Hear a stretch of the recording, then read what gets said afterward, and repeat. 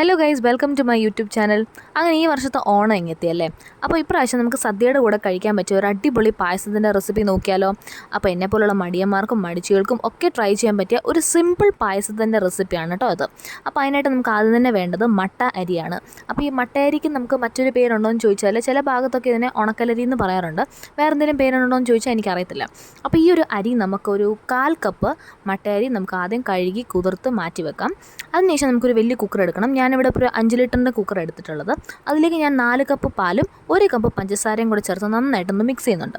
തൊട്ട് പിന്നാലെ നമ്മൾ ഈ കഴുകി മാറ്റി കുതിർത്ത് വെച്ചിരിക്കുന്ന നമ്മുടെ ഈ ഒരു അരിയും കൂടെ ചേർത്ത് ഒന്നും കൂടെ ഒന്ന് മിക്സ് ചെയ്യാം. അതിനുശേഷം നമുക്ക് ഒരു കുക്കർ അടച്ച് വെക്കാം. അടച്ച് വെക്കുമ്പോൾ പ്രത്യേകം ശ്രദ്ധിക്കുക, അതിലേക്ക് നമ്മൾ വിസിലിടേണ്ട ആവശ്യമില്ല. ആദ്യം തന്നെ നമ്മൾ ഇതൊരു ഹൈ ഫ്ലെയിമിലായിരിക്കും കുക്ക് ചെയ്യുക. ഹൈ ഫ്ലെയിമിൽ കുക്ക് ചെയ്ത് പയ്യെ ആവി വന്ന് തുടങ്ങുമ്പോൾ നമ്മൾ വിസിലിടും. വിസിലിട്ടതിന് ശേഷം നമ്മളൊരു 20 മിനിറ്റ്സ് ലോ ഫ്ലെയിമിൽ മാത്രമേ കുക്ക് ചെയ്യാവുള്ളൂ. ഈ ഒരു സമയത്ത് നിങ്ങൾ പ്രത്യേകം ശ്രദ്ധിക്കുക, യാതൊരു കാരണവശാലും വിസിൽ പോകാൻ പാടില്ല. കാരണം വിസിൽ പോയി കഴിഞ്ഞാൽ ഒരുപാട് പാല് നമുക്ക് നഷ്ടപ്പെടും. 20 മിനിറ്റ് നന്നായിട്ട് കുക്കായതിന് ശേഷം നമുക്ക് ഫ്ലെയിം ഓഫ് ചെയ്യാം.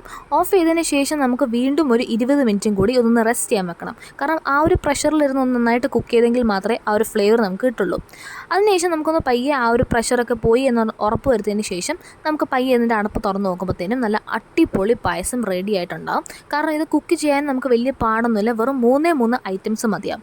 അപ്പോൾ എല്ലാവരും ഇത് ട്രൈ ചെയ്ത് നോക്കുക. അപ്പോൾ എല്ലാവർക്കും എൻ്റെ ഹൃദയം നിറഞ്ഞ ഓണാശംസകൾ. ഒപ്പം നമ്മുടെ വീഡിയോ ഇഷ്ടപ്പെട്ടാൽ ലൈക്ക് ചെയ്യാനും ഷെയർ ചെയ്യാനും മറക്കണ്ട. താങ്ക്